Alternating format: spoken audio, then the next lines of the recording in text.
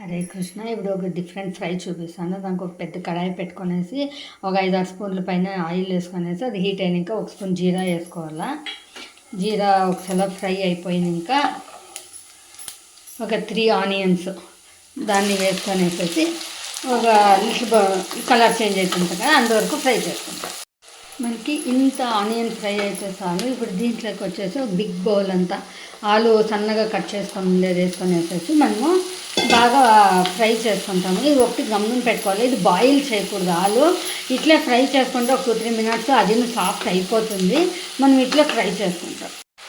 చూడండి, ఆలు కొంచెం అది బేక్ అయింది. ఇప్పుడు వచ్చేసి ఫ్రెష్ పీస్ వేయాలా, డ్రై పీస్ వేసుకోకూడదు. ఫ్రెష్ పీసు ఇట్లా ఒక బౌల్ అంతా మనం వేసుకొనేసి దాన్ని ఆలు జట్లో ఇంకొక 4 మినిట్స్ అట్లా ఫ్రై చేసుకుంటాం. అంతా ఇట్లా ఫ్రై చేయాలండి, బాయిల్ ఏమీ చేయకూడదు. చూడండి, మన బఠానీను ఆలు 80% ఫ్రై అయిపోయింది. ఈ టైంలో వచ్చేసి మనం ఒక 2 కట్లంతా మెంతికూరాకు వేసుకొనేసి ఇది ఫ్రై చేసుకుంటాం. ఇప్పుడు ఈ ఫ్రైకి ఒక స్పెషల్ ఇది మసాలా రెడీ చేసుకుంటామండి. ఈ మసాలా వచ్చి ఈ పక్క సైడ్ కాదు, మా పక్కింట్లో వాళ్ళు యూపీ వాళ్ళ దగ్గర నేర్చుకొని వచ్చినాను. ఇది దానికి వచ్చేసి 2 పెద్ద కాల ఎలా చేయాలో ఇదే వేయాలా, తప్ప వేరే వేయకూడదు. ఆమెడికి ఒక 5-6 లవంగాలు, ఒక 10 అంత మిరియాలు, ఒక స్పూన్ జీలకర్ర ఇంతే వేసుకోవాలా. ఇంకేమీ వేసుకోవాలి. ఎప్పుడన్నా కర్రీ ఇస్తారు, చాలా బాగుంటుందండి. అడిగితే ఇది వేయమని చెప్పినారు, ఇది మనం ఫ్రై చేసుకుంటాం. మనము లిడ్ క్లోజ్ చేసుకొని ఏం ఫ్రై చేసినా జల్దీ సాఫ్ట్ అయిపోతుందండి. ఇప్పుడు చూడండి, మనది వెజిటేబుల్స్ అంతా బాగా సాఫ్ట్ అయింది. ఈ దాంట్లో వచ్చేసి జింజర్ గార్లిక్ పేస్ట్ కాదు, క్రష్ వేయాలి. క్రష్ చేస్తేనే అప్పటికప్పటికి చాలా టేస్ట్ ఉంటుంది. దాని వచ్చేసి ఇప్పుడు నేను 4 టమాటాలు ఇది గ్రైండ్ చేసి వేస్తూ ఉంటాను. ఇప్పుడు ఇవంతా ఫ్రై చేసుకొని వేస్తాను. టమాటో పూరీలో ఇదంతా కొంచెము బాగా ఫ్రై కానీ లిడ్ క్లోజ్ చేసుకొని వేస్తాము. ఇప్పుడు వచ్చేసి మనము వేయించుకొని ఉండే ఈ మసాలాన్ని గ్రైండ్ చేసుకుంటాం.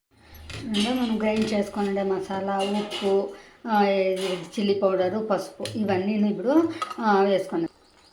ఇప్పుడంతా మన కర్రీకి ఇట్లా వేసుకున్నాం. దీనికి గ్రేవీ అని ఉండలేదండి, ఒకసారి ఫ్రై మాదిరి ఉంటుంది అంతే. ఇదంతా వేసుకొనేసి ఒక 5 మినిట్స్ అంటే బాగా బాయిల్ చేసుకొనేస్తాం. ఘమ అని వాసన వస్తూ ఉందండి. నేను లిడ్ తీసేట్లో ఫుల్ బాగా బాయిల్ అయిపోయింది. ఇప్పుడు ఇంకా స్టవ్ ఆఫ్ చేసుకొని డిష్ అవుట్ చేసుకుంటాము. ఇప్పుడు ఇది వచ్చేసేసి రోటీ, చపాతీ, పూరి ఏమిటికన్నా గీ రైస్ చాలా బాగుంటుంది. ఇప్పుడు గ్రేవీ కర్రీనే చేస్తాము. ఈసారి ఫుల్ వెజిటేబుల్స్లో ఇట్లా చేస్తే వెజిటేబుల్స్ బాగా మనం తీసుకున్నట్లయితుంది. చాలా టేస్టీ అంటే టేస్టీ కర్రీనండి. ఇప్పుడు మనము డిష్ అవుట్ చేసుకునేస్తాం. ఇప్పుడు చెప్తాను చూడండి, ఈ కర్రీ పేరు వచ్చేసేసి ఆలు మేతి మటర్ కర్రీ, ఆలు మేతి మటర్ ఫ్రై.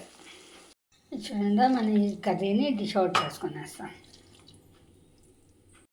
ఆలు methi matar fry curry ready అయిపోయిందండి. ఏమిటికన్నా మనము సర్వ్ చేసుకోవచ్చు. అందరూ ట్రై చేయండి, చాలా టేస్టీగా ఉంటుంది. Thank you.